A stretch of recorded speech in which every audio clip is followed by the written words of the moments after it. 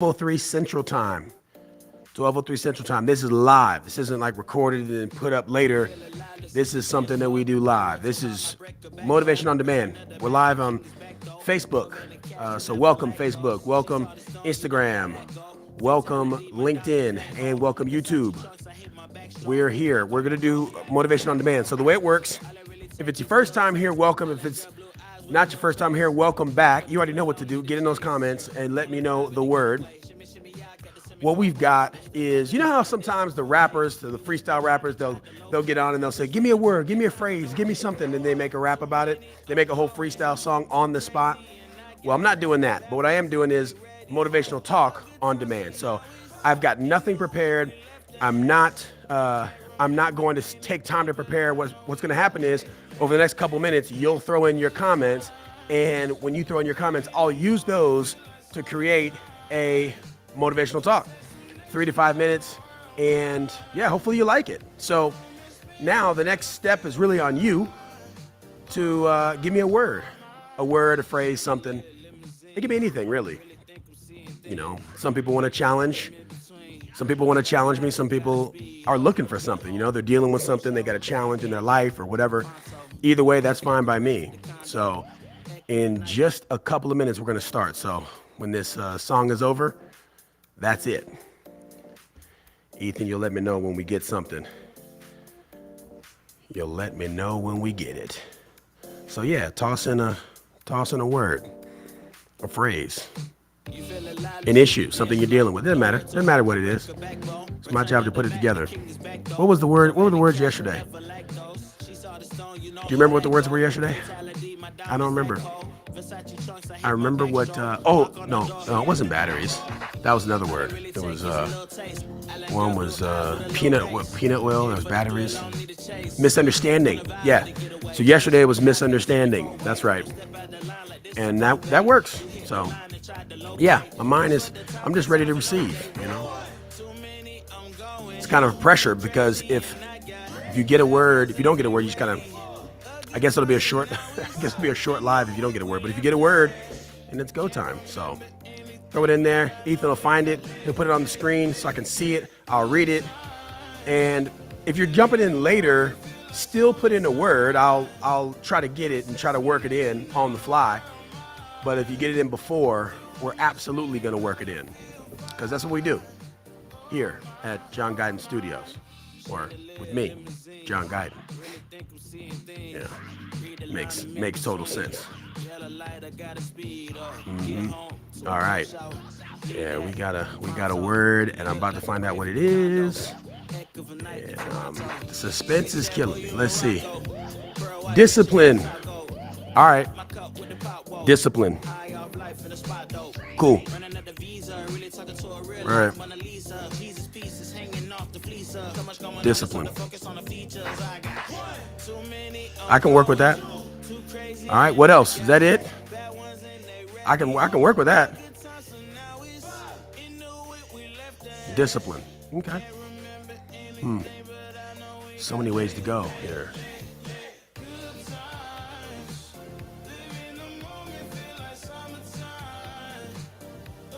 Yeah. All right. So far, if you're just joining us and you're checking it out and you're like, what's going on? Get in the comments, put something in there, a word, a phrase, something, whatever you want, and I will work it into my Motivation on Demand, which is about to start in just a few seconds. Complaining. Oh. Okay, so we got discipline, complaining so far. All right, the rest I'm just going to work in live, because here we go.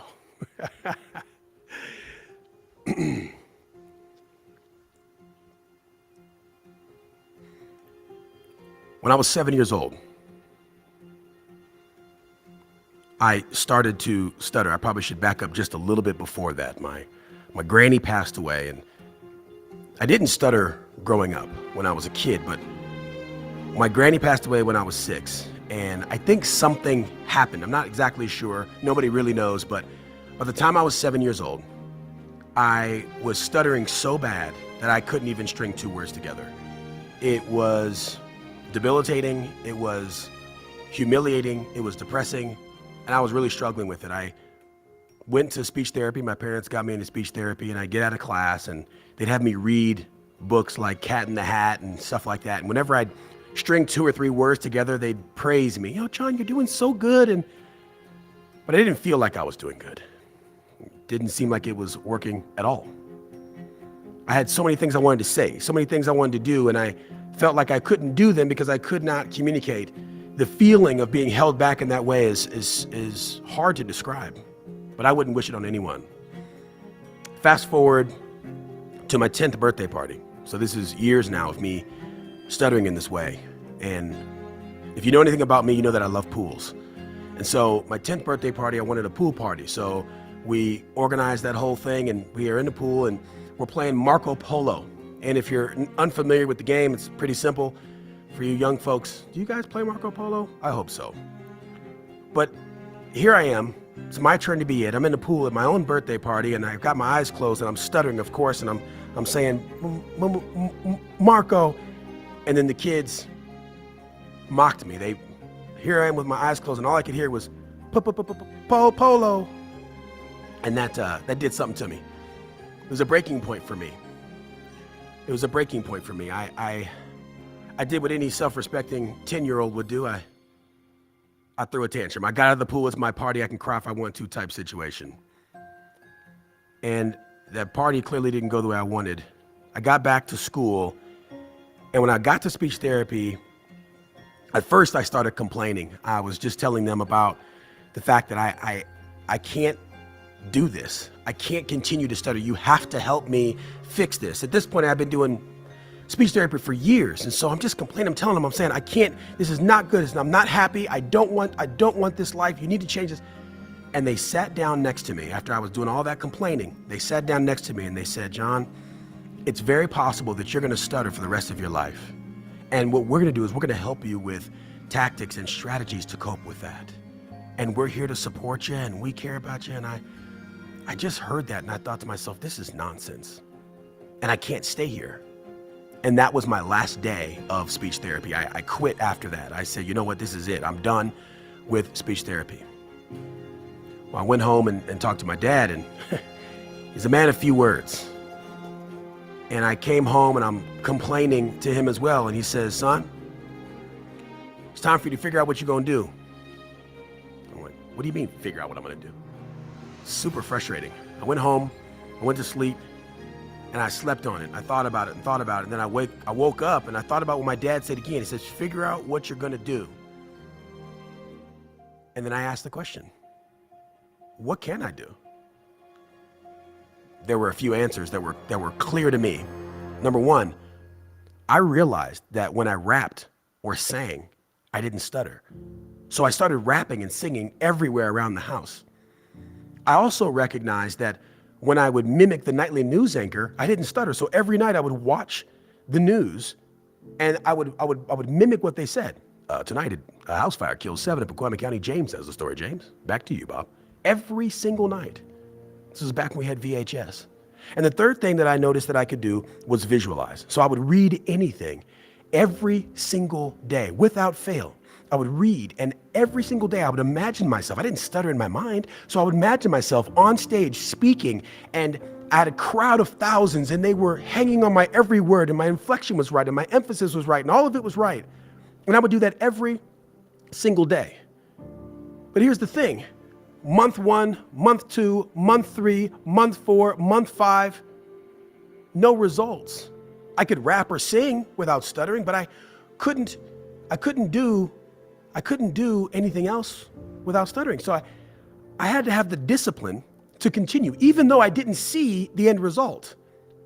I don't exactly know that this is going to work, but I do know that these strategies are working. So I'm going to continue to do them. I don't know if it's going to eventually get me to the point where I wanted to be, but I had to believe, and I also had to have discipline. There were plenty of days where I didn't feel like doing it. I thought, this is silly. Am I going to act like a news anchor for the rest of my life? Am I going to rap and sing every song that I want to say, walking around making up songs around the house? Am I going to just imagine myself doing the things I need to do? Nah, couldn't do that. Couldn't do that. So I wake up, I say, hey, good morning. Good morning to you, Marvin. Good morning to you. I would wake up and I said, today, it doesn't matter if I feel like doing it, I'm going to do it anyway. It doesn't matter if I believe that, because you have good days and bad days. Sometimes, you ever heard of the rule of thirds? A third of the day, when you're working towards a goal, a third of the days you're going to feel good about it. A third of the days you're going to feel okay about it, and a third of the days you're going to feel pretty crappy about it. And so sometimes when you have a crappy day and I'm stuttering a lot and my tactics aren't really working that well, I did them anyway. I was disciplined. I did it every single day without fail. And fast forward 11 months of doing it every single day. My grandfather asked me a question, and for the first time in years, I said my first sentence without stuttering. Oh, and boy, was it a moment. Here's my first sentence without stuttering. And then after that, I started to see more and more progress. It went from one sentence to 30 seconds, 30 seconds to 5 minutes, 5 minutes to a complete day. I'll never forget that day. It was 4 days before my 11th birthday. It was the day that I spoke. I recognized that I spoke the whole day without stuttering. And it was all because I decided that I wasn't going to complain anymore, because that was getting me nowhere. If I had just accepted what they told me, I'd still be stuttering today. Instead, I got to work, and even when I didn't feel like doing the work, I did the work anyway.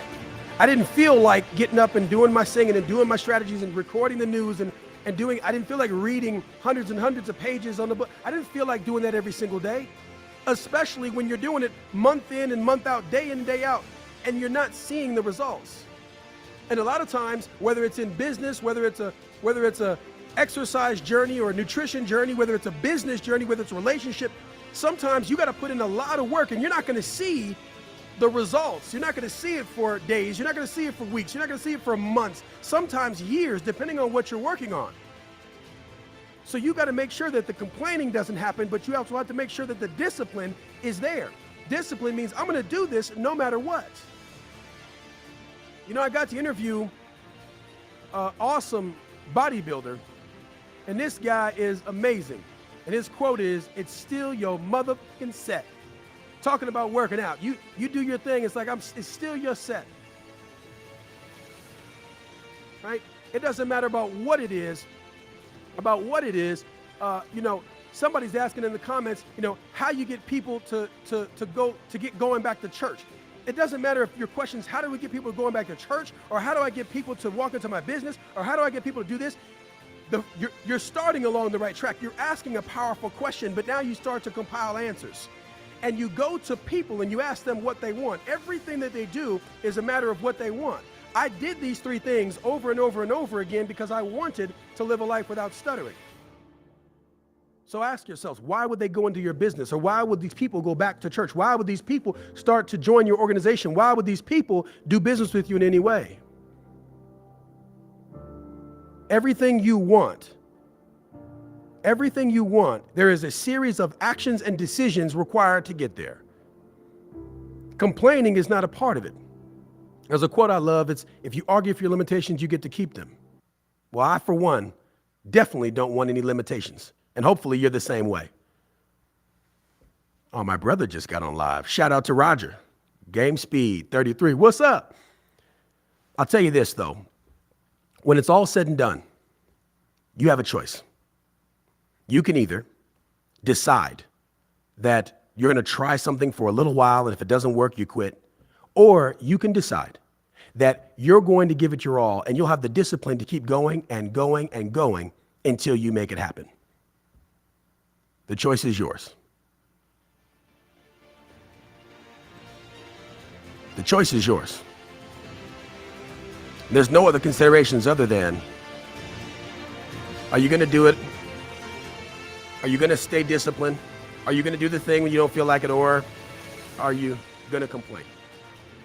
I can tell you this, life is way better on the other side of complaining. It's way better when you pick your pain, when you actually have the discipline to do the things that you don't want to do, the things that you don't see the result right away. So everybody's got something that they want to get done. Could be financial, could be all sorts of things, but at the end of the day, the choice is always yours. I'm here, I'm making a choice. I'm making a choice to say, hey Thaddeus, what's good? I'm making a choice to say what up, man, live on Motivation on Demand. I'm making a choice to be here to do what I got to do. I made a commitment to do it, so I'm doing it. There are things waiting for me on the other side of this live, but right now, this is where I'm at, and this is what I'm choosing to do.